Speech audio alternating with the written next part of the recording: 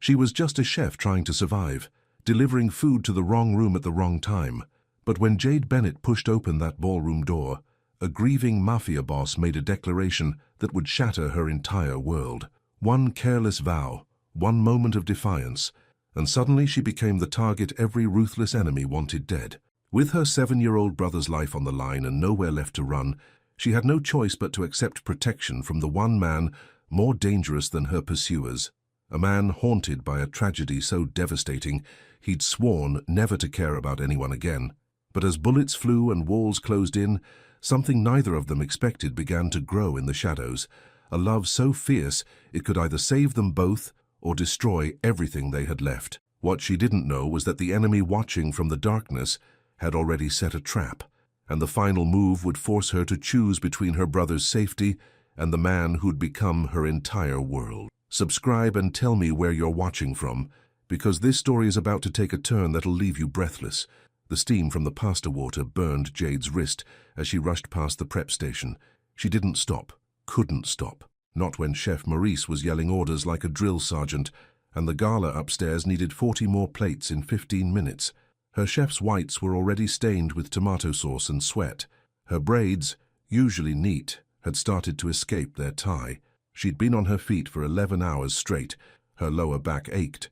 Her fingers trembled as she plated the salmon with lemon butter. "Bennett, where's the risotto?" Chef Maurice barked. 2 minutes, she called back. She thought about Noah. Her baby brother was waiting at Mrs. Chen's apartment down the hall from theirs. He was probably curled up on the couch, watching cartoons with the volume low. He always kept things quiet when he was nervous. And Noah was always nervous these days. She'd promised him she'd be home by 9. It was already 8:30. The kitchen around her was chaos. Pots clanged. Someone dropped a tray of glasses. A line cook cursed in Spanish. The heat from the ovens made the air thick and hard to breathe. Jade wiped her forehead with her sleeve and kept moving. She needed this job. The pay was decent. The tips from events like tonight's gala could cover Noah's after-school program for a month. They were barely making rent as it was. One mistake, one angry complaint from a guest, and she could lose everything. "Bennett!" Chef Maurice appeared beside her, his face red. "We're short 2 servers upstairs. You need to take a tray up yourself." Her stomach dropped. "Chef, I'm not trained for—" "I don't care. Take the appetizers. Doors through the service corridor. Go." She looked at the silver tray loaded with fancy little pastries that probably cost more than her weekly grocery bill. Her hands shook as she picked it up. "Just drop it off and come right back," Chef Maurice said, already turning away. "Don't talk to anyone." The service corridor was narrow and dimly lit. Her footsteps echoed on the tile floor. She could hear music now, something classical and expensive sounding. Through the door ahead, she heard voices, laughter, the kind of easy, confident laughter that came from people who'd never worried about rent or food or keeping custody of a scared little boy. She hesitated at the door. This wasn't her world. She was a kitchen person, background, invisible. She preferred it that way. But she thought of Noah again, thought of the past due notice from the electric company, thought of how he'd looked at her this morning, those big brown eyes asking without words if everything would be okay. She pushed the door open. The ballroom hit her like a wave. Crystal chandeliers hung from the ceiling, dripping light. The floor was polished marble that reflected everything like a mirror. Women in gowns that probably cost thousands of dollars stood in clusters, their jewelry catching the light. Men in perfect tuxedos held champagne glasses and talked in low, important voices. Jade froze just inside the door. Every face turned toward her. She was suddenly painfully aware of her stained whites, her messy hair, the way she didn't belong here, not even a little bit. "I'm just—" she started to say, but her voice came out too quiet. At the far end of the ballroom, a man stood on a small raised platform. He was tall, dark hair slicked back, a tuxedo that fit him like it had been sewn onto his body. Even from this distance, she could see the sharp lines of his jaw, the way he held himself, like someone used to being in charge. He was speaking, but Jade couldn't hear the words over the rushing in her ears. Then his eyes locked on hers. Everything stopped. The man, Luca Moretti, though she didn't know his name yet, went completely still. His words died mid-sentence. The room seemed to hold its breath. Someone near him whispered something. A woman in a red dress laughed, but it sounded nervous. Luca stepped down from the platform. His eyes never left Jade's face. "Perfect," he said. His voice carried across the room, deep and certain. The next woman who walked in, that's what I said, isn't it? A man beside him, shorter, with grey at his temples, nodded slowly. That's what you said, boss. Jade's grip tightened on the tray. I'm sorry, You just walked in, Luca said. He moved toward her with the kind of smooth confidence that made her heart beat faster. That makes you the one. She had no idea what he was talking about. The room was spinning. People were staring. She could feel their judgment like heat on her skin. A woman in diamonds whispered to her companion, "Is that the help?" Another voice, male and amused. "This ought to be interesting." Jade's face burned. She wanted to disappear, to run back through that service door and never come out. But Luca Moretti reached her before she could move. Up close, he was even more striking. Dark eyes that looked like they could see straight through her. A scar, thin and pale, running along his left cheekbone. He smelled like expensive cologne and something else, something darker that she couldn't name. "What's your name?" he asked. I'm just delivering food. Your name." Not demanding, almost gentle, but there was steel underneath. "Jade." It came out as a whisper. "Jade Bennett. Jade." He said it like he was tasting the word. Then he did something that shocked her. He stepped between her and the crowd, blocked her from their staring eyes with his body. "You look uncomfortable. I don't belong here. Neither do most of these people." His mouth curved, not quite a smile, but close. They're just better at pretending. A man pushed through the crowd. He was older than Luca, maybe mid-40s, with a face that looked like it had been carved from stone. His eyes were cold when they landed on Jade. "Luca," the man said, "this is a joke, yes? You can't be serious." Luca's expression didn't change, but something in the air shifted, got heavier, dangerous. "Rafa," he said quietly, "I believe I was speaking. You were making a point about refusing the Castellano arrangement." Rafa's smile didn't reach his eyes. "Very clever, but now the point is made. Perhaps the young lady can return to her duties." The way he said duties made Jade's skin crawl. Luca took a step forward. It was small, casual, but Rafa actually backed up. "Perhaps," Luca said, his voice like ice, "you can remember who you're talking to." For a moment, nobody moved. The classical music kept playing from hidden speakers. The chandeliers kept sparkling. But there was violence in the air. Jade could feel it, even if she couldn't understand it. Then Rafa smiled again. It was worse than his cold stare. "Of course." He looked at Jade, and something passed through his expression. Calculation, like he was filing her away for later. "My apologies, miss. Enjoy your evening." He walked away, but Jade noticed he glanced back once, twice. Her hands were shaking so hard the tray rattled. Luca reached out, slowly like he was approaching a frightened animal, and steadied the tray with one hand. "You should go," he said. His voice had changed, softer now, concerned. Back through the service door. "Don't stop in the corridor." What just happened?" "Nothing you need to worry about." But his eyes told a different story. They were worried. For her. "Go home. Lock your door. You'll be fine." She wanted to argue, wanted to demand answers. But something in his tone, something protective and urgent, made her nod. She turned toward the service door, her legs unsteady. Behind her she heard Rafa's voice, low and venomous. "You'll regret this, Moretti." And Luca's response, barely a whisper but somehow carrying across the room, "That's not your decision to make." The service corridor had never felt so long. Jade's footsteps echoed too loud. The tray in her hands felt like it weighed 100 pounds. She could barely breathe. What had she walked into? She knew the hotel hosted some questionable events, knew some of the guests were probably criminals in expensive suits, but she'd always stayed in the kitchen, safe, separate. Now she'd somehow ended up in the middle of something bad. She pushed through the corridor door and nearly ran into Chef Maurice. "Where have you been?" he demanded. "That took 15 minutes.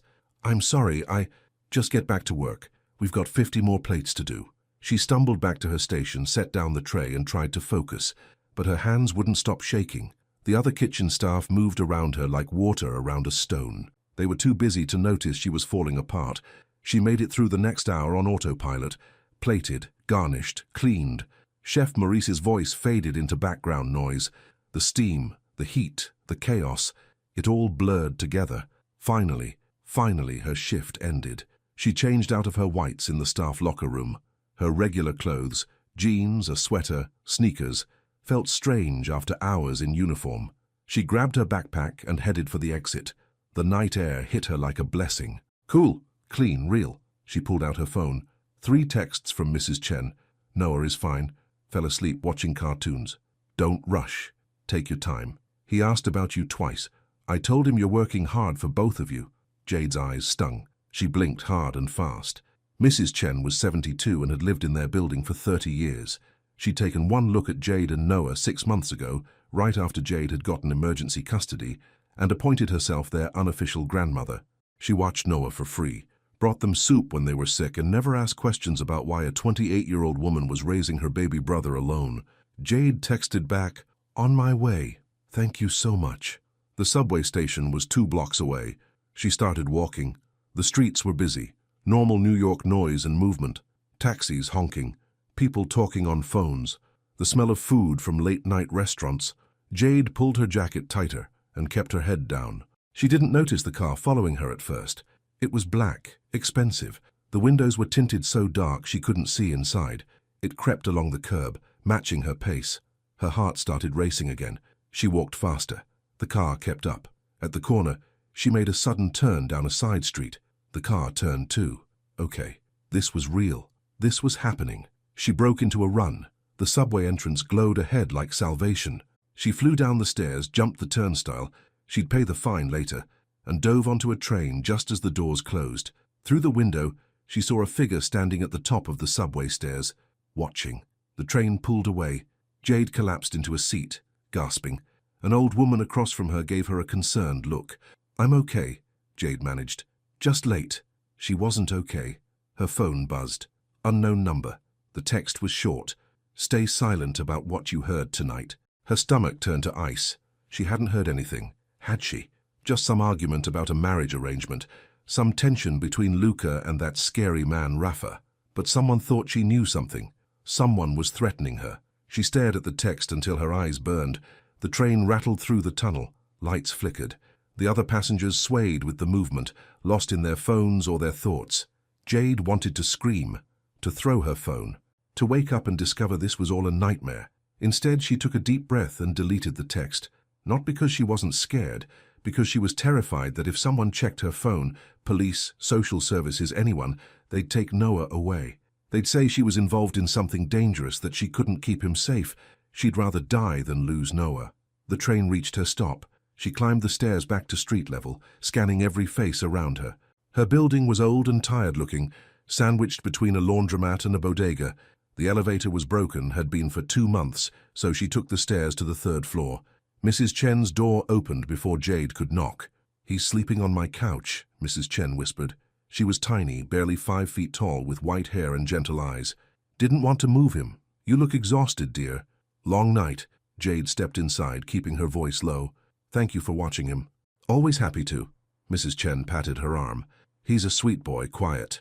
Too quiet, Jade thought, but she just nodded. Noah was curled up on the couch under Mrs. Chen's crocheted blanket.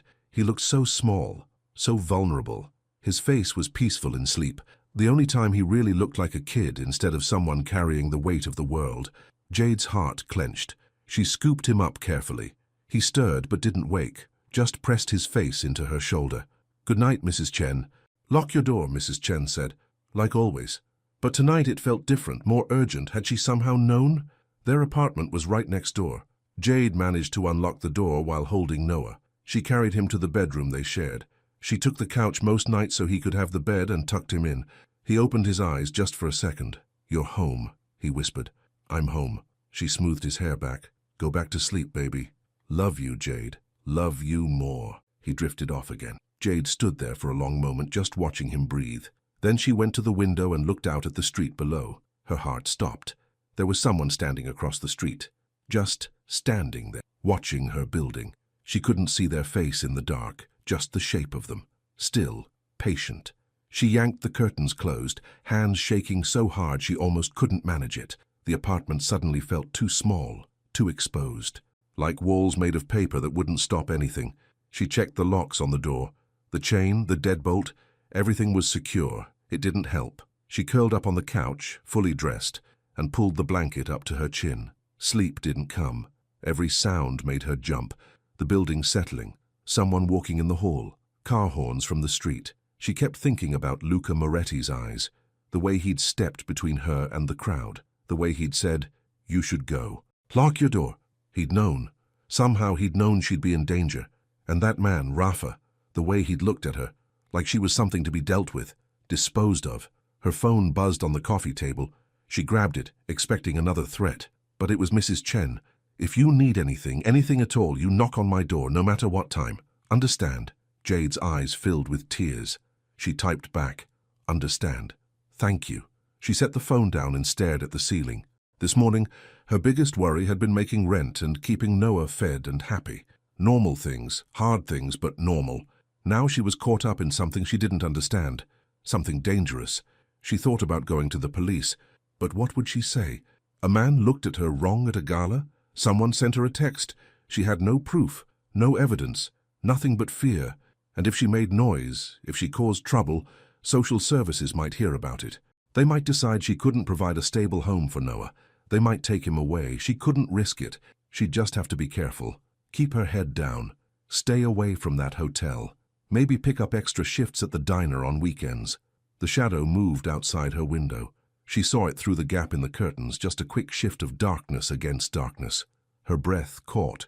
She wanted to get up, to look, to prove to herself it was nothing. But she couldn't move. Fear had frozen her solid. The seconds ticked by. 1, 2, 10, 20. Finally, she forced herself to sit up, to creep to the window. She peered through the smallest gap in the curtains. The street was empty. No figure, no car, nothing. Maybe she'd imagined it. Maybe the fear and exhaustion were playing tricks on her mind. Or maybe whoever had been there was just better at hiding now. Jade backed away from the window and checked on Noah one more time. He was still sleeping peacefully, one arm flung over his head. She'd protect him no matter what. That was the only thing that mattered. She just hoped she'd be strong enough to do it. Morning came too soon and too bright.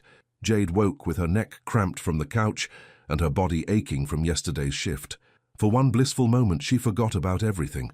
Then it all came rushing back. The gala, Luca Moretti, Rafa's cold eyes, the text, the shadow. She sat up, rubbing her face. Noah was already awake. She could hear him in the kitchen, moving around quietly. He was always quiet. Even when he was happy, which wasn't often these days, he kept things low and careful, like he was afraid of taking up too much space. She found him sitting at their tiny table with a bowl of cereal. He'd gotten it himself, made sure not to spill the milk. 7 years old and already trying to take care of himself. "Morning," she said, trying to sound normal. He looked up at her with those big eyes. "You okay?"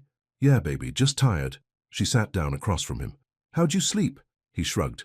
"Fine." He always said that, even when it wasn't true. "School today," she reminded him gently. Another shrug. He poked at his cereal.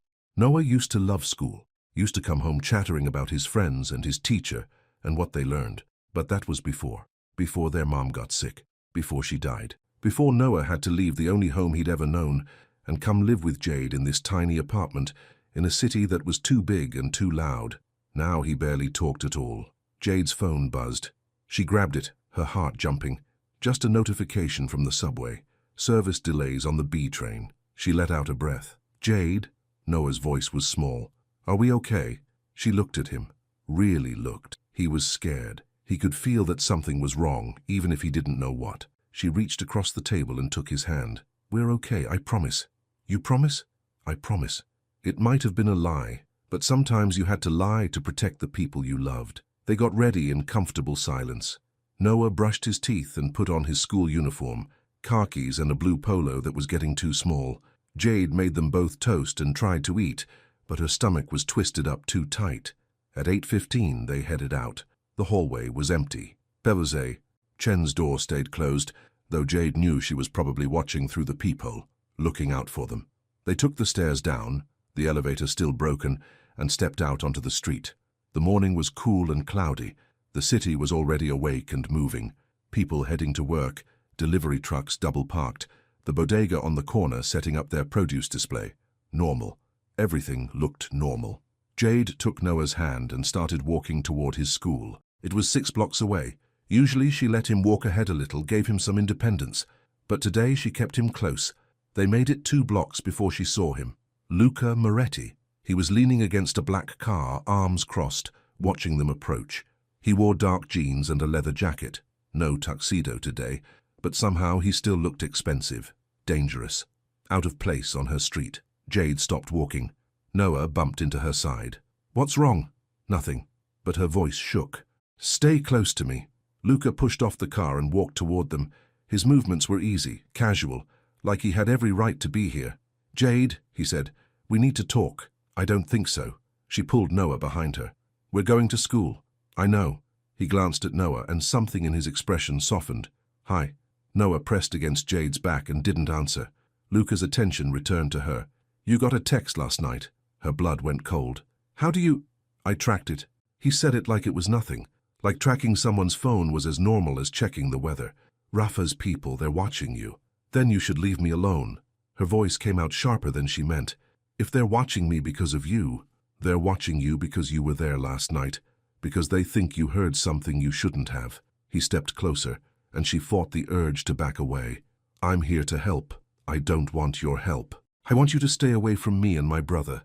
"I understand." His voice was calm, too calm, but wanting something and getting it are different things.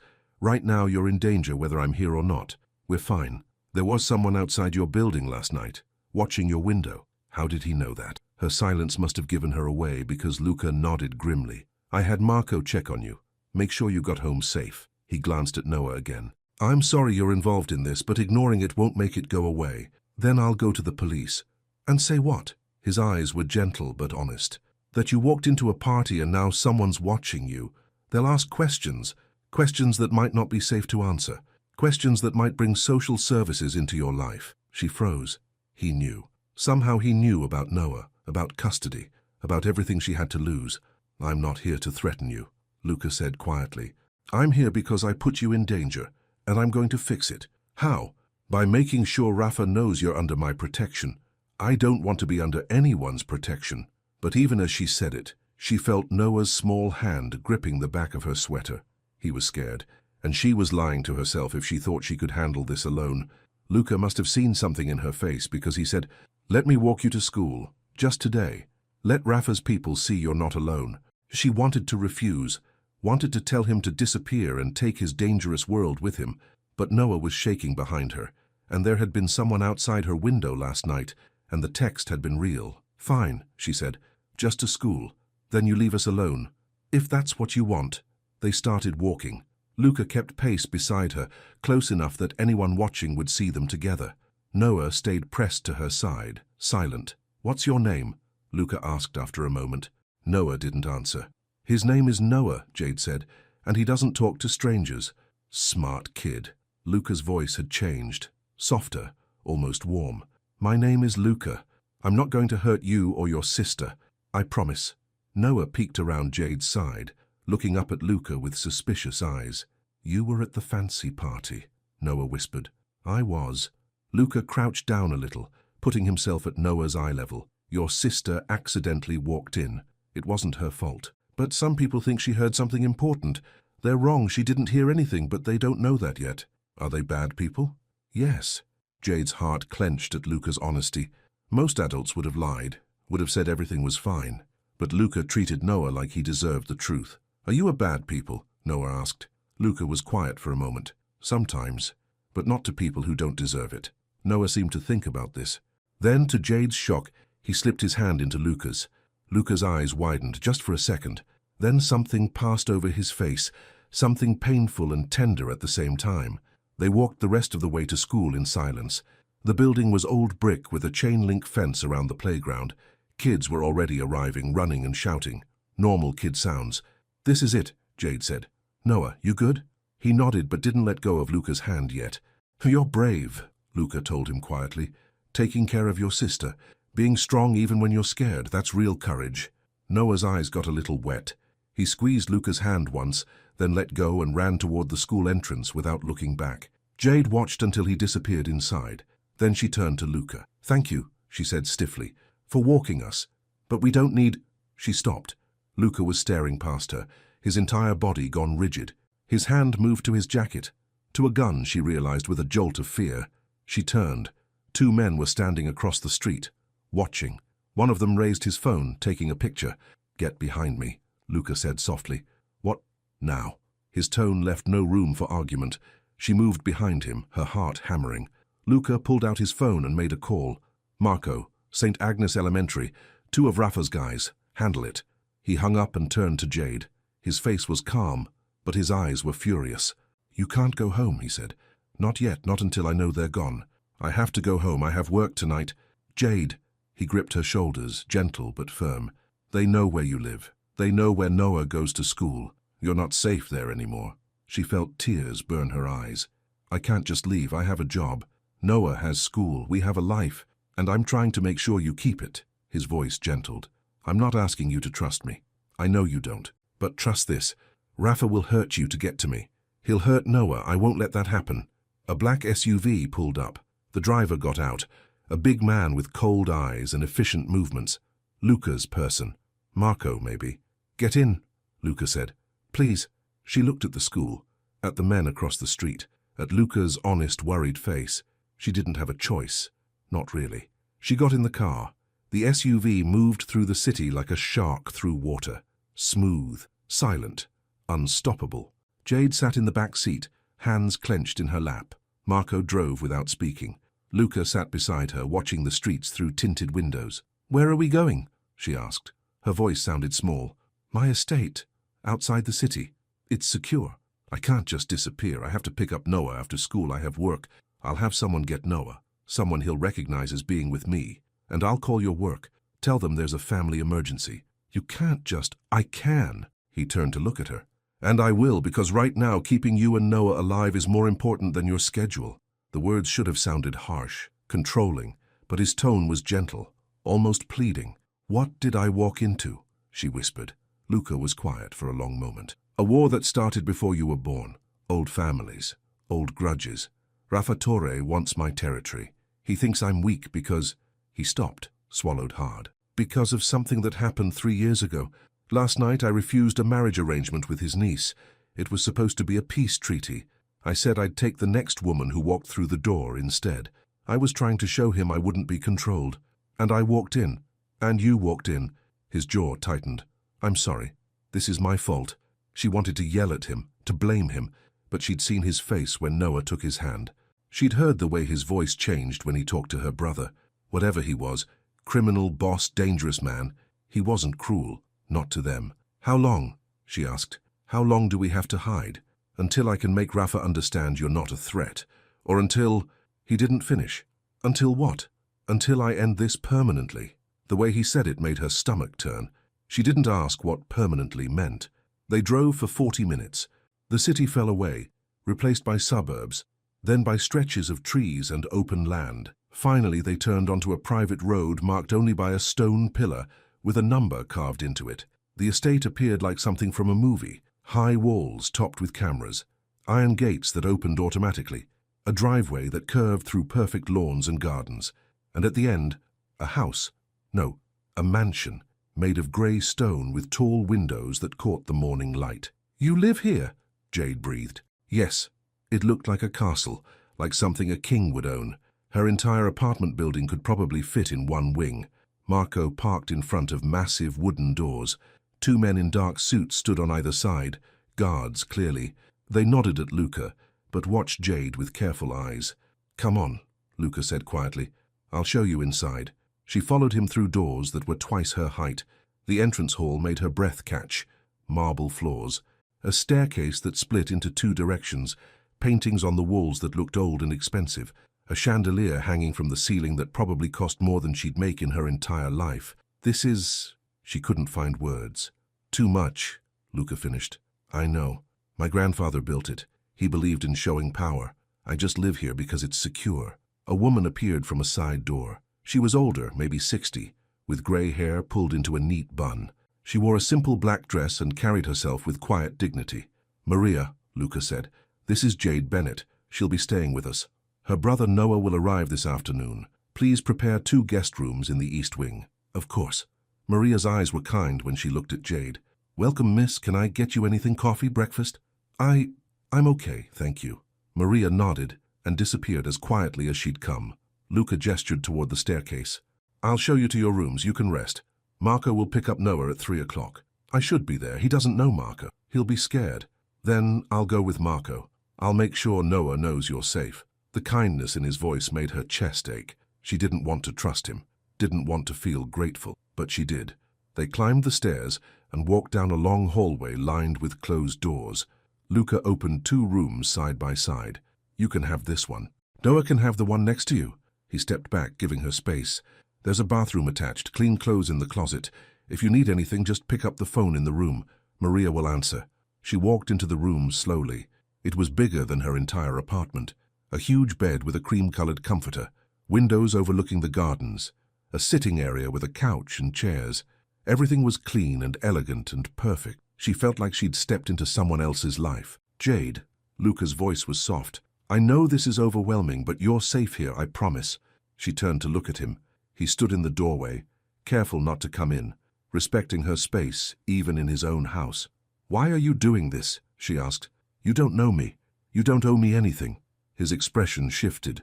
Something painful flickered across his face. "Because it's my fault you're in danger. And because—" he paused. "Because no one should have to be afraid in their own home. No child should have to be scared." There was a story there, something deep and raw, but before she could ask, he stepped back. "I'll give you privacy. Rest if you can. Marco and I will get Noah at 3. He closed the door gently. Jade stood in the middle of the beautiful room and felt like crying. She couldn't rest. She tried. Lay down on the bed that felt like a cloud, but her mind wouldn't stop spinning. Noah was at school, probably terrified that she hadn't picked him up that morning like usual. Work would be calling soon, wondering why she hadn't shown up for prep. Her phone. She pulled it out and saw 10 missed calls. 3 from Chef Maurice, 1 from Mrs. Chen, 6 from unknown numbers. Her hands shook as she called Mrs. Chen back. "Jade, thank God. I've been so worried." "I'm okay. I'm safe. Something happened at work last night and I had to leave for a bit." "Where are you?" "With a friend. Somewhere safe. Noah's going to be with me." The lies felt heavy on her tongue. "Can you check our apartment? Make sure everything's locked up?" There was a pause. Then Mrs. Chen said quietly, "I already checked. Someone broke your lock. The door was open." Jade's blood went cold. "What?" "I called the building manager. He put a new lock on. But Jade, someone went through your things. They didn't take anything. They just looked." She felt sick. Someone had been in their home, touching their belongings, invading their space. "Thank you for fixing the lock," she managed. I'll be back soon. I hope. You be careful, dear. Whatever's happening, you be careful." "I will." She hung up and sat on the edge of the bed, staring at nothing. Luca had been right. She couldn't go home. Not yet. Maybe not ever. Her whole life, her job, her apartment, her careful routine was falling apart, and there was nothing she could do to stop it. A knock on the door made her jump. "Come in," she called. Maria entered with a tray. "I thought you might be hungry, even if you don't think you are." She set the tray on the small table by the window. Sandwiches, fruit, a pot of tea. Simple food, but beautifully arranged. "Thank you," Jade said. "You didn't have to—" "I did." Maria's smile was gentle. "You're a guest here, and you look like you could use some kindness." Jade's throat tightened. "Does this happen a lot? People showing up here needing protection?" "Sometimes." Maria poured tea into a delicate cup. "Mr. Moretti has a strong sense of responsibility. When someone is hurt because of him, he takes it personally. He'll do whatever it takes to make it right. Even for a stranger. Especially for a stranger. The people in his world, they chose this life. But people like you deserve better." Maria left before Jade could ask what she meant. She forced herself to eat. The food was good, better than good, but it tasted like sand in her mouth. She kept checking her phone, kept watching the clock. Finally, at 3:15, she heard voices downstairs. She ran out of the room and down the stairs so fast she nearly tripped. Noah stood in the entrance hall, his small backpack on his shoulders. Marco stood beside him, and Luca was crouched down, talking to him quietly. "Noah!" Jade called. He turned and his face crumpled. He ran to her and crashed into her arms, holding on so tight she could barely breathe. "It's okay," she whispered, stroking his hair. "I'm here. I'm okay. You're okay. They said there was an emergency," he said into her shoulder. "They said you were sick." "I'm not sick, I promise. We just needed to go somewhere safe for a little while." He pulled back, looking up at her with wet eyes. "Because of the bad people?" "Yeah, because of the bad people." Luca stood, giving them space. Noah was very brave today. He asked Marco for identification before he'd get in the car. Smart thinking. Despite everything, Jade felt a flicker of pride. She'd taught Noah to be careful, to not trust strangers, And he'd listened. "Can I show him his room?" she asked Luca. "Of course, it's right next to yours." She took Noah's hand and led him upstairs. His eyes got huge when he saw the rooms. "Whoa," he breathed. "This is like a castle." "I know." She opened the door to his room. "This one's yours." He walked in slowly, taking everything in. The bed, the toys on the shelf. Someone had thought to put toys in there. The window overlooking the garden. "Are we going to live here now?" he asked. "Just for a little while. Until it's safe to go home." "What if it's never safe?" The question hit her like a punch. "Then we'll figure it out. Together. Like always." He nodded and climbed onto the bed, bouncing a little. "It's really soft." "Yeah." She sat beside him. "Hey, I know this is scary. I know everything's weird right now, but I promise I'm going to keep you safe, no matter what." "I know." He leaned against her side. "Luca seems nice." "He does?" "Yeah. He said he likes puzzles. I like puzzles too." "He told you that?" "In the car. He said if I get bored, he has lots of puzzles in his study. Said I could do them any time." Jade's chest tightened. Luca had understood exactly what Noah needed. Distraction, normalcy, something to focus on besides fear. "That was nice of him," she said carefully. "Are you friends with him?" I don't know. Maybe. Sort of. He looks at you funny." "Funny how?" Noah shrugged. "Like you're important." Before she could respond, there was a soft knock on the doorframe. Luca stood there, hesitant. "Sorry to interrupt, I just wanted to make sure Noah had everything he needed." "Can I see the puzzles?" Noah asked immediately. Luca's expression softened. "Sure, if your sister says it's okay." Noah looked at her with hopeful eyes. She wanted to say no, wanted to keep him close, but he needed normal, needed to feel like a kid instead of someone in danger. "Okay," she said, "but I'm coming too." "Fair enough." They followed Luca down the hall to a room with dark wood paneling and floor-to-ceiling bookshelves. A massive desk sat in the center, covered with papers and a laptop. But what caught Noah's attention was the table by the window, covered with puzzle boxes. "Whoa," he breathed again. "Pick one," Luca said. "Anyone you want." Noah chose a 1,000-piece puzzle of a lighthouse. Luca helped him spread out the pieces on the table, showing him how to sort by edges first. Jade watched from the doorway, her heart doing something complicated in her chest. This man, this criminal, this dangerous man, was sitting with her little brother, patiently explaining puzzle strategy, his voice gentle and calm. It didn't make sense. None of this made sense. "You gonna help?" Luca asked, looking at her. "I'm terrible at puzzles." "No one's terrible at puzzles, they just need practice." He pulled out a chair. "Come on, it'll keep your mind occupied." She didn't want to sit here like this was normal, like they were a family doing an activity together on a Sunday afternoon. But Noah looked so hopeful, so relaxed. She sat down. They worked on the puzzle for an hour. Noah found most of the edge pieces. Luca sorted by color. Jade worked on the sky, which was all blue and nearly impossible. It was the most normal thing she'd done in 2 days. "There," Noah said, snapping a piece into place. "The lighthouse." "Good eye," Luca said. He glanced at Jade. "He's good at this. He likes things that have solutions, clear answers." "Smart kid." Luca's voice was warm. "You're doing a good job with him." The compliment caught her off guard. "I'm trying." "It shows." They worked until Maria called them for dinner. Noah ran ahead, excited about food. Jade hung back and Luca matched her pace. "Thank you," she said quietly, "for the puzzle thing, for being patient with him. I like him. He's a good kid." Luca's jaw tightened. "I know what it's like to be scared at that age, to feel like the world isn't safe. If I can give him an hour of normal, I will." "What happened to you?" He was quiet for so long she thought he wouldn't answer.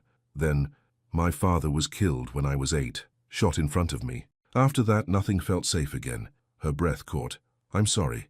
It was a long time ago." But the pain in his voice said it still hurt. "Come on." Maria made pasta. "Noah will eat it all if we don't hurry." Dinner was in a smaller room. Not the formal dining room Jade had glimpsed earlier, but something cozier. A round table, soft lighting, pasta with vegetables and bread that smelled like heaven. Noah ate like he hadn't had food in days.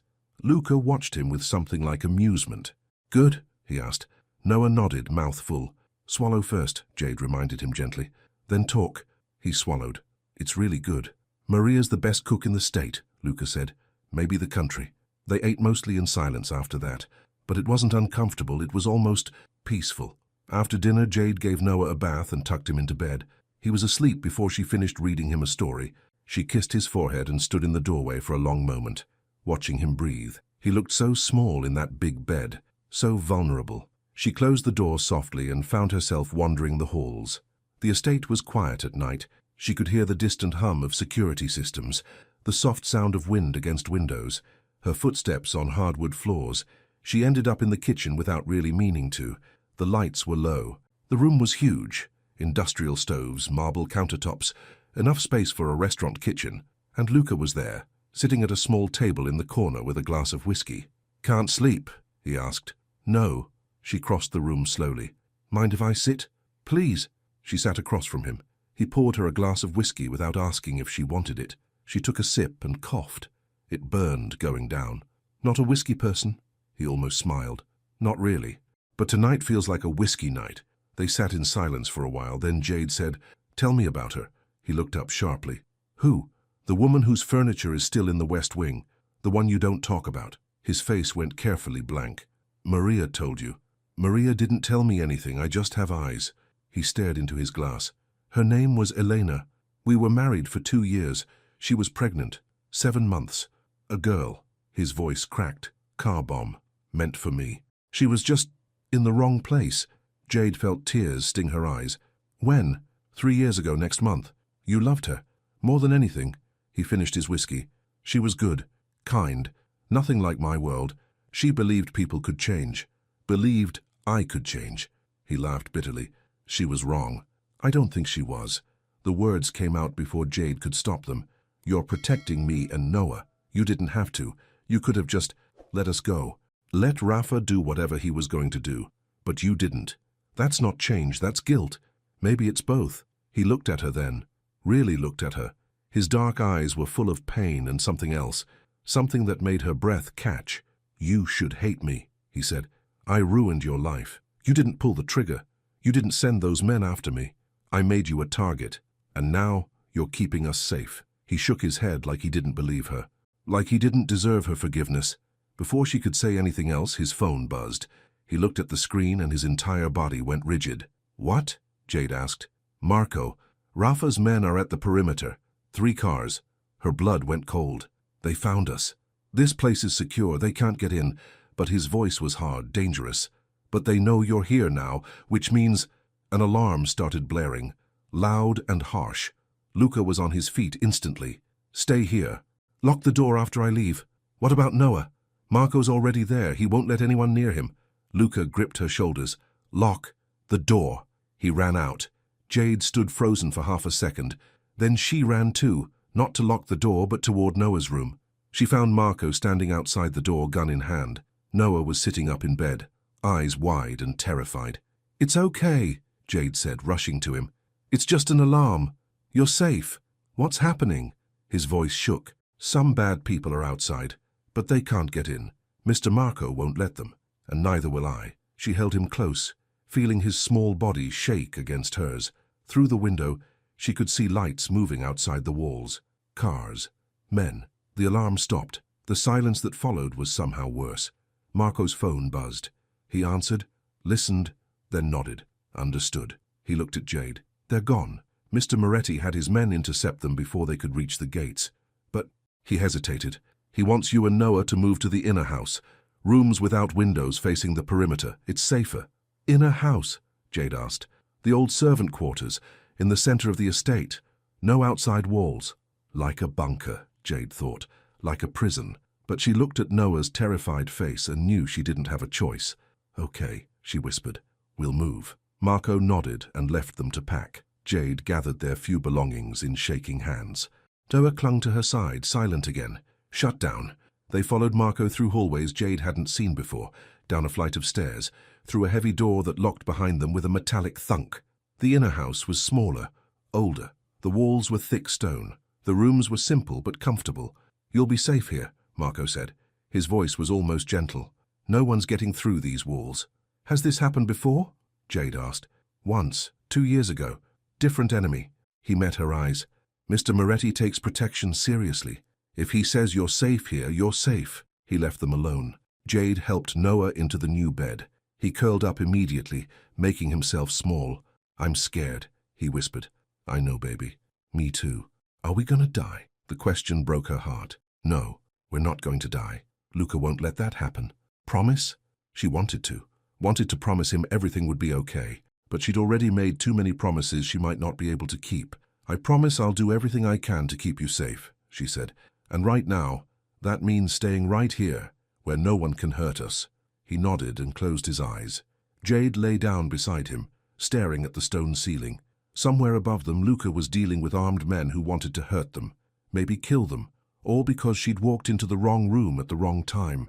She'd never felt so helpless in her life. Hours passed. Noah slept fitfully, whimpering in his dreams. Jade drifted in and out, jerking awake at every small sound. Finally, near dawn, there was a soft knock on the door. She got up carefully, not wanting to wake Noah, and opened it. Luca stood there. He looked exhausted. His shirt was torn. There was blood on his knuckles. "You're hurt," she said. "It's not mine." He saw her expression and added quickly, "No one died. We just encouraged them to leave." "And will they leave?" "For now." He leaned against the doorframe like he was too tired to stand straight. "I'm sorry. I thought we'd have more time before Rafa made a move. It's not your fault." "It is. All of this is my fault." She reached out, not thinking, just acting, and touched his bloody hand. "Thank you for protecting us." He stared at her hand on his like he'd never seen anything so strange. "You shouldn't thank me. You should hate me." "I know." She smiled sadly. "But I don't. I should, but I don't." Something shifted in his expression, something raw and vulnerable, like she'd cracked through a wall he'd spent years building. "Get some rest," he said roughly. "You're safe now, I promise. What about you?" "I don't sleep much anymore." He straightened, pulling himself together. "Good night, Jade." "Good night." She closed the door and leaned against it, her heart racing. This was dangerous. Not just the men with guns outside, but what was happening inside. The way she felt when Luca looked at her, the way Noah had smiled at him today, the way her heart clenched when she saw blood on his hands. She was falling for him, despite everything, despite the danger and the violence and the impossibility of it all. She was falling for a man who lived in a world that could kill her, and she didn't know how to stop. The next 3 days blurred together. Jade woke up in the inner house every morning to stone walls and no windows. It felt like living underground, safe maybe, but also trapped. Noah stopped talking almost completely again. He'd sit at the small table in their room, working on puzzles Luca brought him, but he wouldn't speak, wouldn't smile, just moved the pieces around with mechanical precision, his little face blank. It broke Jade's heart. On the 4th morning, she decided enough was enough. She found Luca in what Marco called the command center, a room full of monitors showing every camera angle of the estate. He was watching screens, dark circles under his eyes. A coffee cup sat beside him, probably cold. "When was the last time you slept?" she asked. He looked up, surprised. "I sleep. That's not an answer." He almost smiled. "Almost. A few hours here and there." "Luca." She crossed her arms. "You can't protect us if you collapse from exhaustion." "I'm fine." "You're not. And neither is Noah." She took a breath. "He needs to go outside, needs fresh air, needs to feel like a kid again instead of a prisoner." "It's not safe." "Then make it safe, please. Just for an hour. The garden inside the walls. With guards everywhere. Something." Her voice cracked. "He's shutting down again. I can't watch him disappear like this." Luca studied her face for a long moment. Then he nodded slowly. "Okay. This afternoon. The inner courtyard garden. I'll have 8 men positioned around the perimeter. Marco will be with you the whole time." "Thank you. But Jade," his voice was serious, "if anything happens, anything, you get Noah behind you and you run back inside. Understand?" "I understand." That afternoon, Marco led them through a door Jade hadn't noticed before. It opened onto a small courtyard garden tucked into the center of the estate. It was beautiful. Trees and flowers, a stone fountain, benches scattered around a lawn. The walls rose high on all sides, no way in except through the house itself. Noah's eyes widened. He actually gasped. "Go ahead," Jade said softly. "You can explore." He ran to the fountain, tentative at first, then faster. He touched the water, looked up at the sky, real sky, not a ceiling. A tiny smile flickered across his face. Jade felt tears prick her eyes. "He needed this," Marco said quietly. He stood a few feet away, ever watchful. "Kids aren't meant to be locked inside. No one is." They sat on a bench while Noah explored. He found a butterfly on a flower and crouched down to watch it. The smile grew a little bigger. "Mr. Moretti was like that," Marco said suddenly. Jade looked at him. What? As a kid, after his father died, he went quiet, stopped talking. His mother didn't know what to do with him. Marco's expression was distant. But his grandfather, the man who built this place, he understood, gave Luca space, gave him time, let him heal at his own pace. Did he? Heal? In his own way, but then Elena died and… Marco shook his head. Some wounds don't heal. They just scar over. He loved her very much. He did. She was the only soft thing in his life, the only part that wasn't about family business and obligations and violence. Marco looked at her directly. He blames himself, thinks if he'd been a different person, she'd still be alive. That's not fair. It wasn't his fault. Try telling him that. They sat in silence while Noah chased butterflies. The sun was warm. The air smelled like flowers. For a few moments, Jade could almost pretend everything was normal. Then she heard footsteps behind them. She turned to find Luca approaching. He'd changed clothes, clean shirt, no blood, but he still looked exhausted. Hey, he said to Noah, find any good bugs? Noah ran over to him, actually excited. There's a beetle, a really big one. Want to see? Sure. Noah grabbed his hand and pulled him toward a flower bed. Jade watched them go, her chest tight. Luca crouched down beside Noah, listening seriously as her brother explained everything he'd discovered about the beetle. He nodded, asked questions, treated Noah like his observations were important.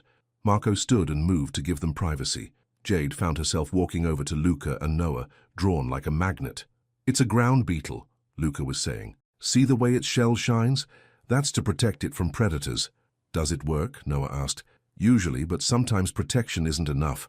Sometimes you need to be smart too. Know when to hide, when to run. He wasn't just talking about the beetle, Jade realized.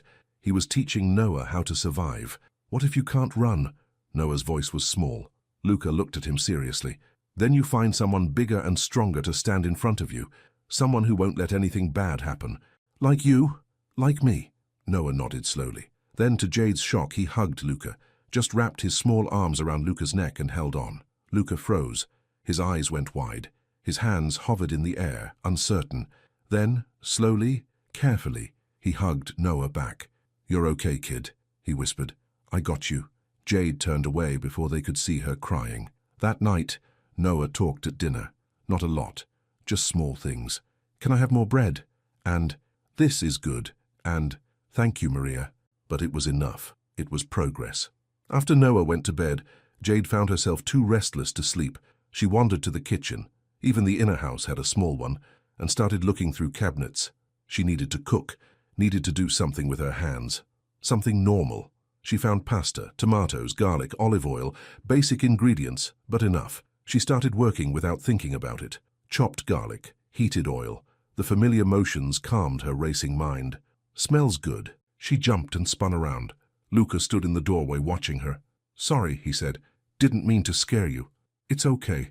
I needed to do something. You're cooking. It's what I do when I'm stressed, when things feel out of control. She went back to the garlic. Food makes sense. You follow the steps and you get something good at the end.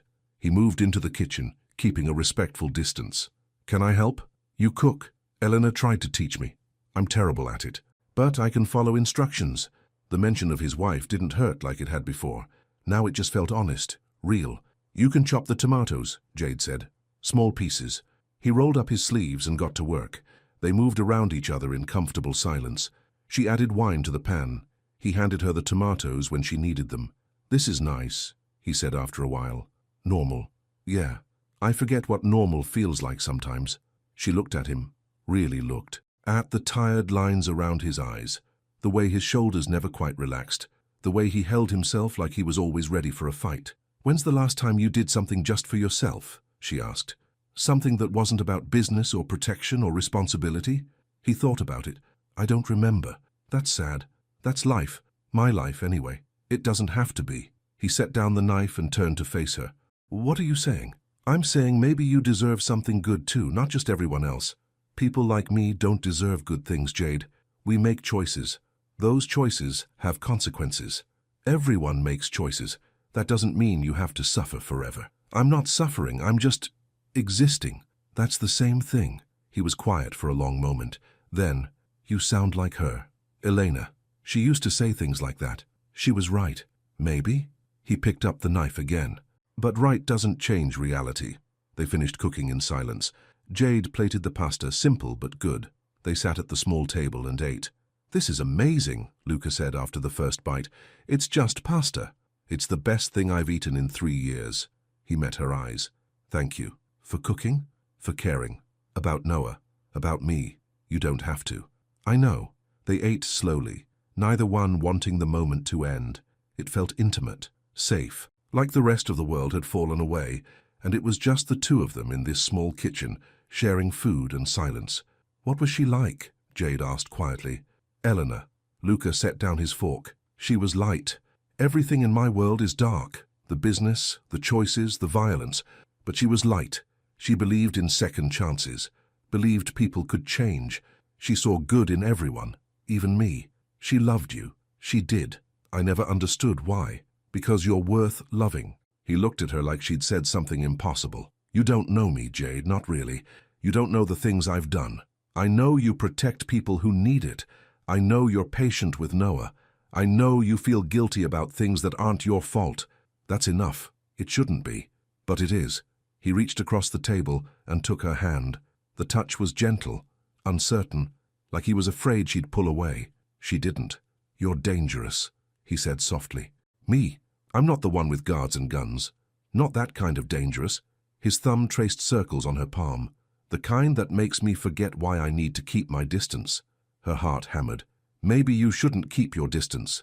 Jade," his voice was rough, "you deserve someone safe, someone who doesn't have enemies, someone who can give you a normal life. Normal is overrated. Your life is in danger because of me. My life is safe because of you." "That's not—" She leaned forward and kissed him. It was soft, brief, a question more than a statement. When she pulled back, Luca's eyes were wide, shocked. "I shouldn't have done that," she whispered. "I'm sorry." "Don't be sorry." His hand came up to cup her face. "Just be sure. Because if we do this, if we go down this road, I won't be able to let you go. I won't be able to pretend I don't feel this." "Feel what?" "Everything." His voice cracked. "I feel everything when I'm near you. It terrifies me." She understood, because she felt it too, this pull, this connection, this sense that something important was happening between them. "I'm sure," she said. He kissed her then, really kissed her. Deep and slow and full of everything he couldn't say out loud. When they finally broke apart, they were both breathing hard. "This is a bad idea," he said. "Probably. We should stop. We should." But neither of them moved. They just sat there, foreheads touching, hands intertwined, existing in this perfect, fragile moment. Finally, Luca pulled back. "You should get some rest. Tomorrow, if the perimeter stays clear, I'll let Noah go outside again. Maybe for longer." "Thank you, Jade." He caught her hand as she stood. "This thing between us, I need you to understand. My world is violent. People I care about get hurt. I can't promise you safety. I can't even promise you tomorrow. I'm not asking for promises. I'm just asking for honesty." "Then honestly, you scare me, because I'm starting to care more about keeping you happy than keeping you safe. And that's when mistakes happen. That's when people die." His words chilled her, but she understood. He'd lost Elena because he'd been distracted, or so he believed. He was terrified of history repeating itself. "We'll be careful," she said. "Both of us." He nodded, but didn't look convinced. She went back to her room, crawling into bed beside Noah. He was sleeping peacefully, one arm flung over his head. She touched her lips, still feeling the ghost of Luca's kiss.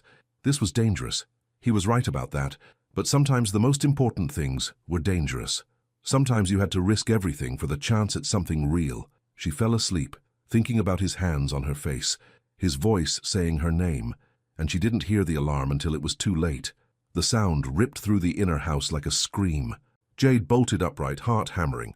Noah woke beside her, immediately panicking. "It's okay," she said automatically, even though it wasn't.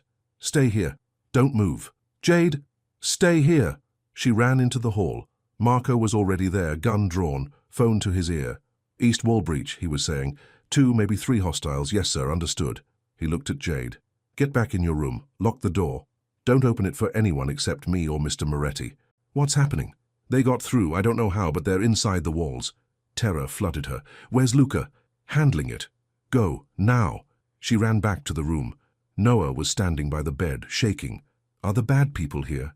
he asked. She wanted to lie, wanted to tell him everything was fine, but he deserved the truth. Yes, but we're safe in here.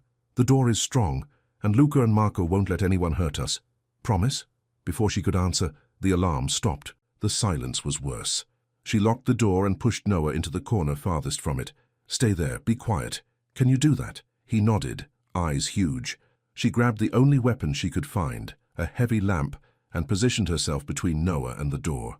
Minutes crawled by. Every sound made her jump. Footsteps in the hall, voices shouting, something that might have been a gunshot, distant and muffled. Then nothing, just silence. "Jade?" Noah whispered. "Shh."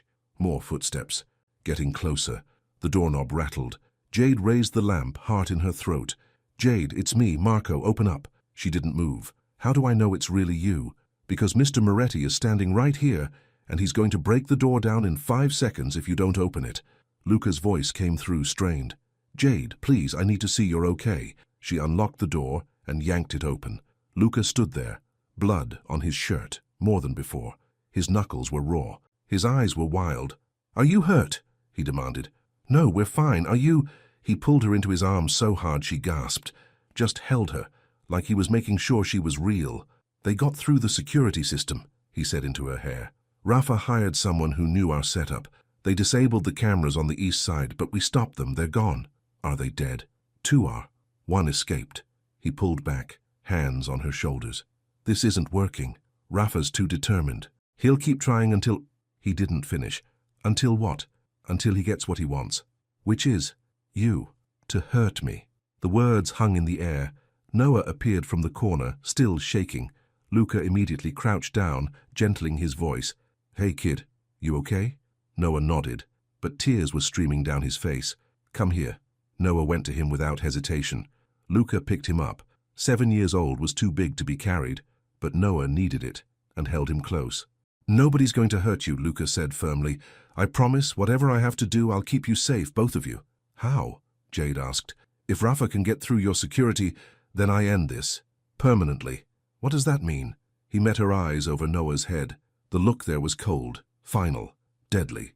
"It means I'm going to make sure Rafa Torre never threatens anyone I care about again."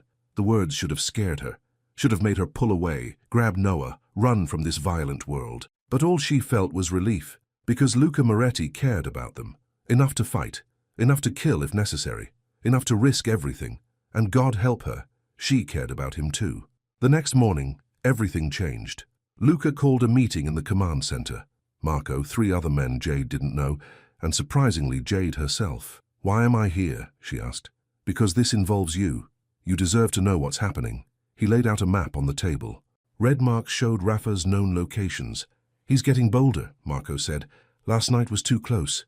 "Which means he's desperate," Luca replied. "He knows I won't negotiate. He's running out of options." "So what do we do?" one of the other men asked. "We give him a target he can't resist." Luca's jaw tightened. "Me?" "No," Jade said immediately. Everyone turned to look at her. "No," she repeated. "You can't just offer yourself up. That's suicide." "It's strategy," Luca said calmly. "If I'm out in the open, Rafa will focus on me, not you, not Noah, me. And then what, he kills you? How does that help us?" "He won't kill me, because I'll see him coming, and when he makes his move—" Luca's expression went cold. "I'll finish this. This is insane. This is the only way to keep you safe." She wanted to argue, wanted to scream that there had to be another option, but looking at his face, determined, resigned, protective, she knew he'd already made up his mind.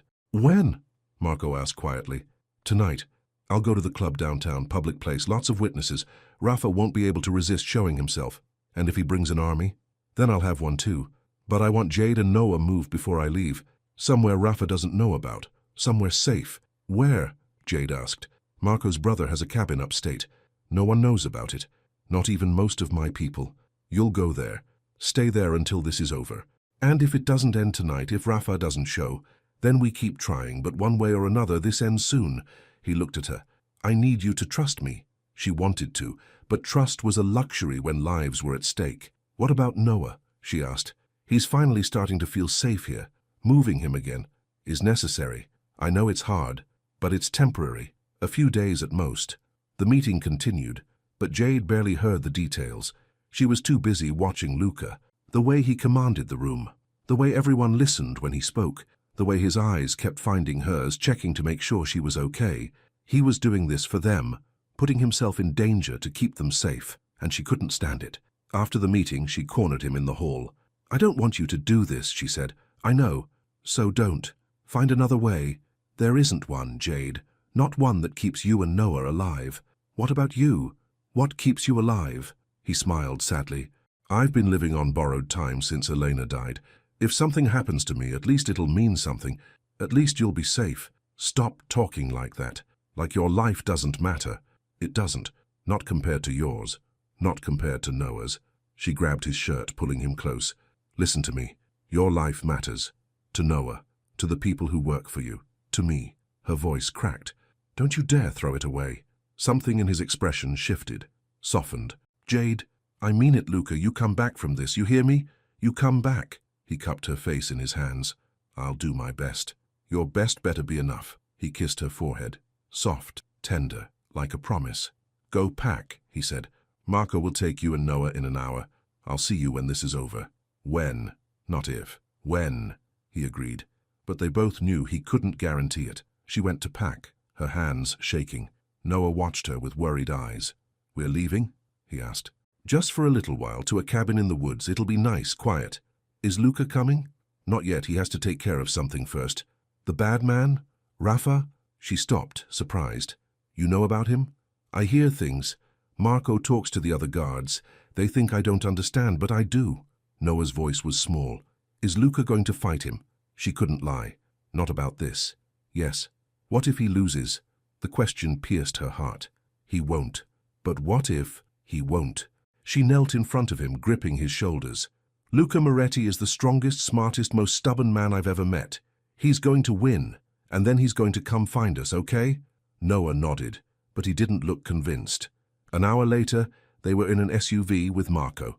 Luca stood in the driveway watching them leave. Through the window, Jade saw him mouth something. "Be safe." She pressed her hand to the glass. Then they turned the corner, and he was gone. The cabin was small and tucked deep in the woods. One bedroom, a living room with a fireplace, a kitchen barely big enough for 2 people, windows that looked out at nothing but trees. It should have felt peaceful, safe. Instead, it felt like a tomb. Jade stood at the window, watching darkness fall. Marco was outside, checking the perimeter for the 3rd time in an hour. Noah sat on the couch, working on a puzzle. He hadn't said a word since they arrived. Her phone buzzed. A text from Luca. "Made it to the club. Everything's in place." She typed back, "Be careful." 3 dots appeared, disappeared, appeared again. Finally, "Always am."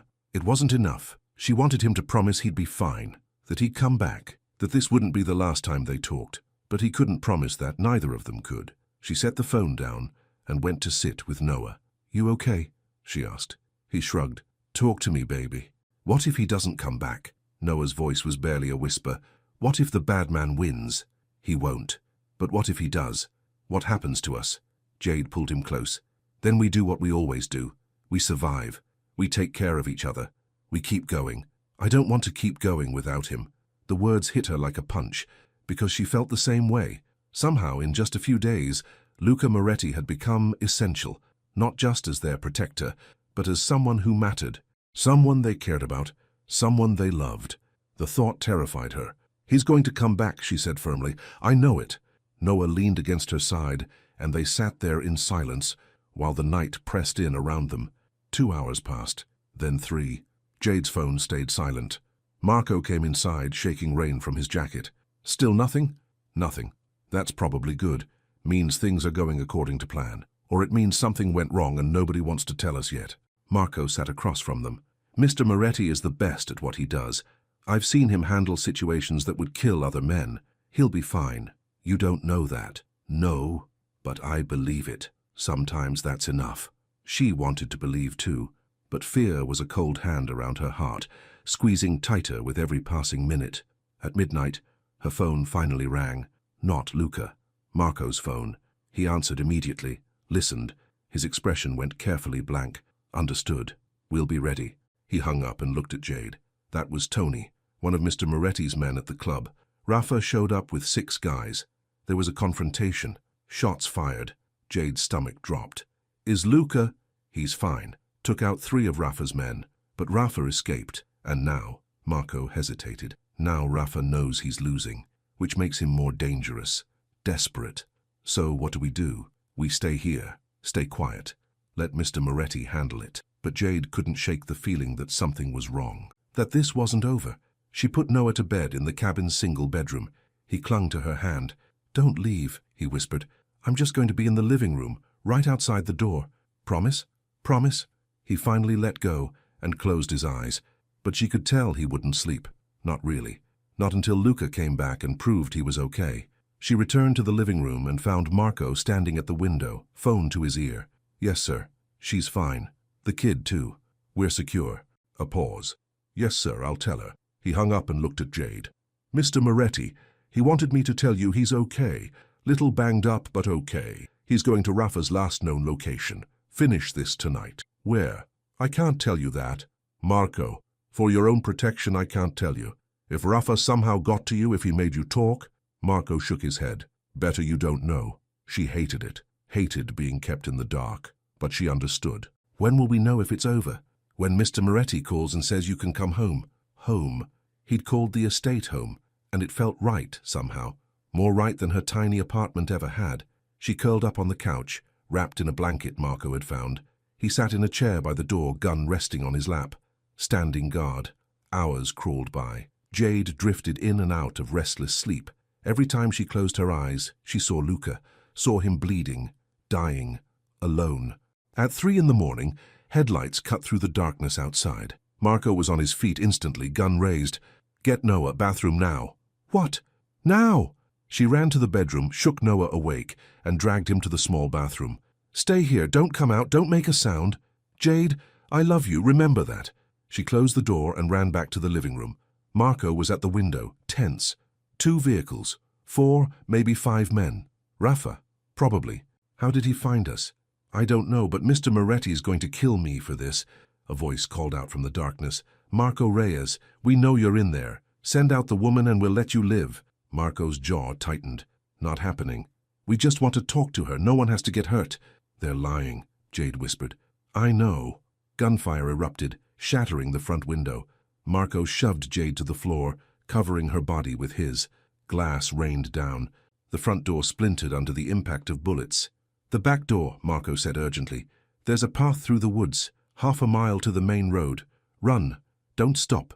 Don't look back. What about you? I'll hold them off. Give you time. Marco, go." She ran to the bathroom, grabbed Noah, and headed for the back door. Behind her, she heard more gunfire. Marco shouting. Men's voices getting closer. She burst through the back door, into the night. The woods were pitch black. Rain poured down, soaking them instantly. Noah stumbled and she caught him, half carrying him now. "I can't see," he cried. "Just hold on to me, don't let go." They crashed through the underbrush. Branches whipped her face. Her lungs burned. Behind them, she heard shouts. Footsteps. They were being chased. She ran harder, faster. Her only thought, keep Noah safe. Keep him safe. The trees thinned ahead. She saw lights. The main road. Almost there. Almost. Someone grabbed her from behind. She screamed, twisting, fighting. Noah was ripped from her arms. "No, Noah!" A hand clamped over her mouth. A voice hissed in her ear. "Stop fighting, or the kid gets hurt." She went still. 2 men held her. A third had Noah, who was kicking and crying silently.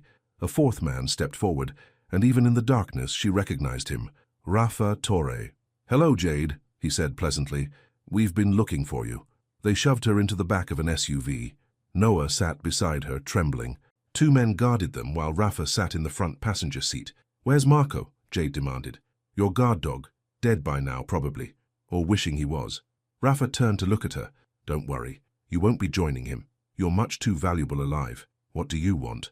"I want Luca Moretti to suffer, and nothing would hurt him more than losing you." Rafa smiled. It was a terrible thing. He lost his wife and child once. Let's see how he handles losing someone he cares about twice. "He doesn't care about me. We barely know each other. Please, I have eyes everywhere. I've seen the way he looks at you, the way he moved heaven and earth to protect you, the way he's been tearing the city apart, trying to end me so you'll be safe." Rafa's smile widened. "He cares, which means you're my leverage. If you hurt her, I'll tell everyone," Noah said suddenly. His voice shook but was surprisingly strong. I'll tell the police. I'll tell everyone what you did. Rafa laughed. Brave kid. Stupid but brave, don't worry. As long as your sister cooperates, you'll both live. I'm not a monster. Jade pulled Noah close, her mind racing. She needed to find a way out. Needed to protect him. Needed to...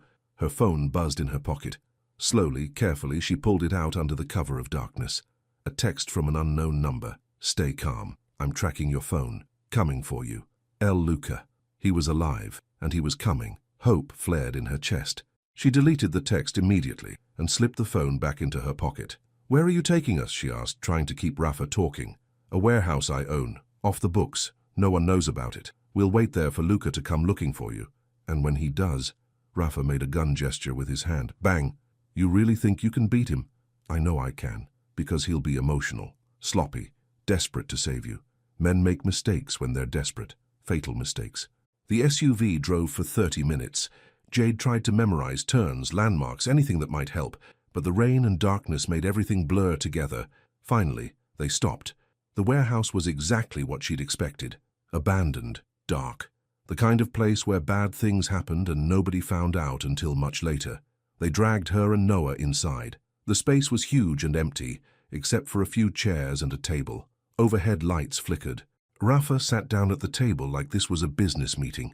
His men positioned themselves around the room, 2 guarding the door, 2 watching Jade and Noah. Now we wait, Rafa said. Luca will be here soon. He won't be able to help himself. What if he doesn't come? He will, I know him.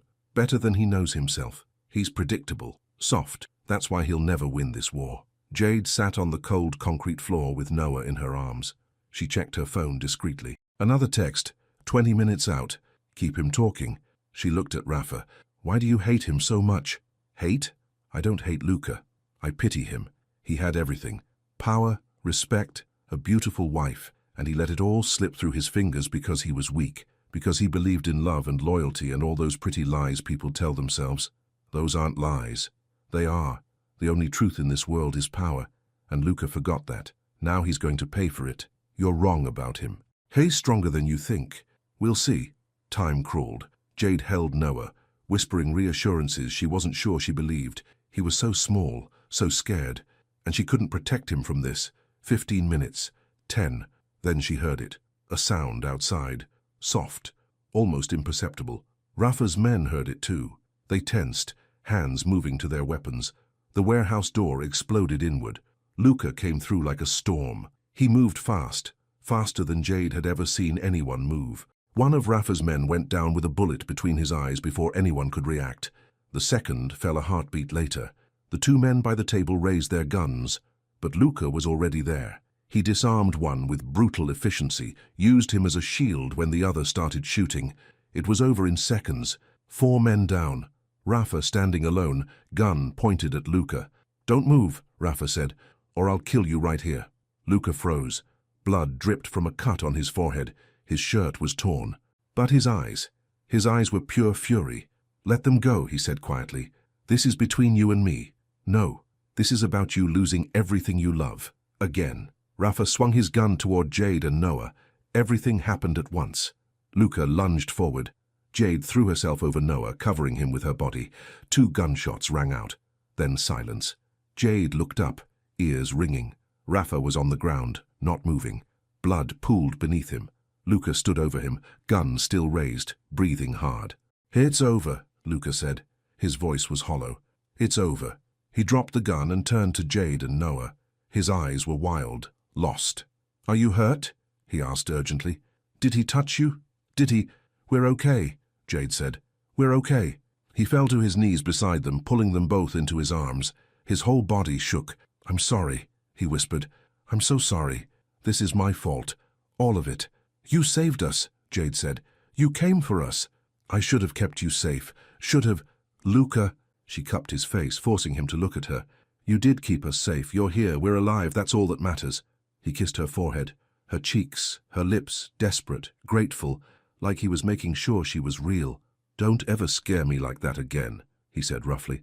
Then don't go off alone to fight bad guys. Despite everything, he almost smiled.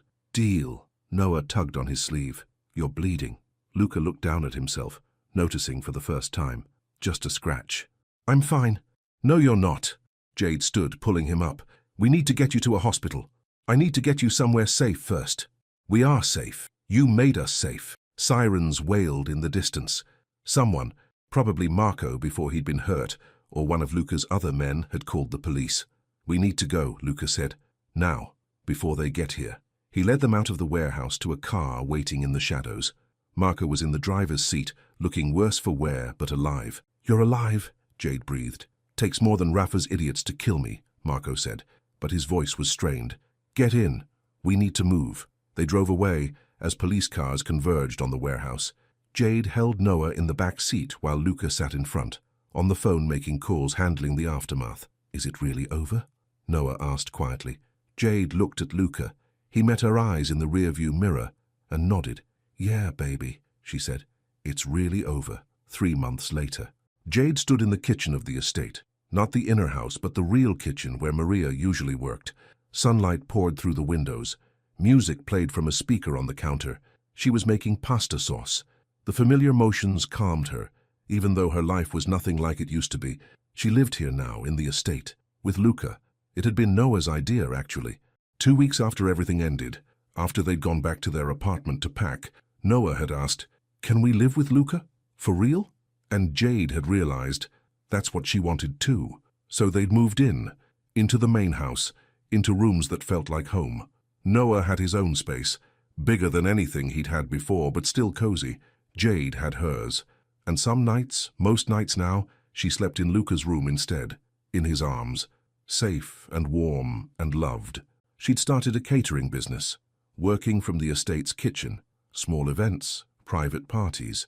Nothing huge, but enough to make her feel independent, to remind her that she could still do what she loved. Noah was in school, a private one now, with guards who watched from a distance. He'd started talking again, really talking, smiling, laughing, being a kid. Therapy helped. They all went. Even Luca, though he complained about it constantly, arms wrapped around her waist from behind. Smells good, Luca murmured into her hair. It's almost ready. Where's Noah? Finishing his homework in the study. Marco's helping him with math. Marco, helping with homework. Turns out he's surprisingly good at fractions. Luca rested his chin on her shoulder. How was your day? Good. Booked another event. Anniversary party next month. That's great. He pressed a kiss to her temple. I'm proud of you. Building something of your own. I had help. This kitchen. Maria's advice. Your support. You would have done it anyway. You're strong like that. She turned in his arms to face him. He looked so different now. Still serious. Still watchful. But softer somehow. Like he'd finally let himself breathe. You happy? She asked. Terrifyingly so. Every morning I wake up expecting it to disappear. Expecting to be alone again. You're not alone. You're never going to be alone again. Promise? Promise. He kissed her, slow and deep. The kiss of someone who'd found something precious and had no intention of letting it go. Gross! Noah's voice came from the doorway. You guys are always kissing. They broke apart, laughing. Noah stood there with Marco, grinning. Homework done? Jade asked. Yep, and I got all the fractions right. Marco said so. That's because you're smart, Marco said. Smarter than your sister. Hey, Jade protested. It's true. She tried to help me with math last week. It was bad. They all laughed, and it felt normal. It felt right. They ate dinner together at the small table. Not the formal dining room, but the cozy space they'd claimed as theirs. Noah talked about school.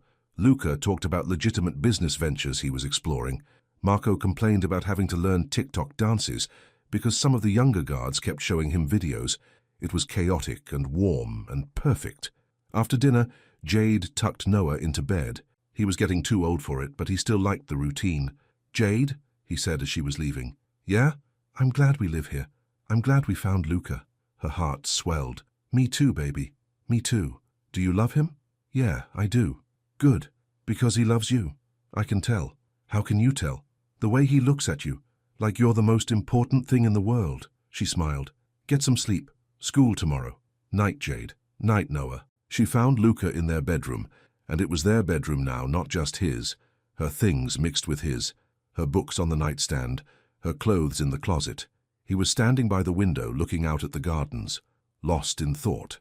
You okay? She asked. I was just thinking about how different my life is now. How different I am. Is that a good thing? It's everything. He turned to face her. A year ago I was just existing, going through the motions, waiting for something to give me a reason to care again. Then you walked through that door. I was delivering food. It wasn't that dramatic. It was to me. You were light in my darkness, hope when I'd given up on it. And Noah, his voice caught. He reminded me what it felt like to protect someone innocent, someone who deserved better than this world gives. She crossed to him, taking his hands. You gave us better. You gave us a home, a family, safety. You gave me a reason to be better, to try again, to believe I deserved good things. You do deserve good things, Luca Moretti, and I'm going to spend every day proving it to you. He pulled her close, his forehead resting against hers. I love you. I don't say it enough, but I love you so much it scares me. I love you too, and you don't have to be scared. We're here. We're staying. This is real. Promise? Promise. They stood there, wrapped in each other's arms, while the moon rose outside the window. The estate was quiet around them, peaceful, safe. Jade thought about the night she'd walked into that ballroom, terrified, out of place, trying to survive. She'd walked into danger, into violence, into a world she didn't understand, but she'd also walked into love, into family, into a future she'd never imagined possible. Sometimes the scariest moments led to the most beautiful outcomes. Sometimes the wrong door was actually the right one all along. And sometimes, just sometimes, broken people found each other and built something whole. Come to bed, Luca whispered.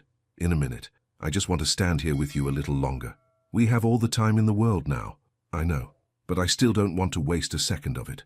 He smiled, a real smile, warm and genuine, and kissed her again. Soft, sweet, full of promise. Outside, the city lights twinkled in the distance. The walls stood strong. The guards kept watch. But inside, in this room with this man, Jade had never felt more free. She was home. They were home. And that was all that mattered.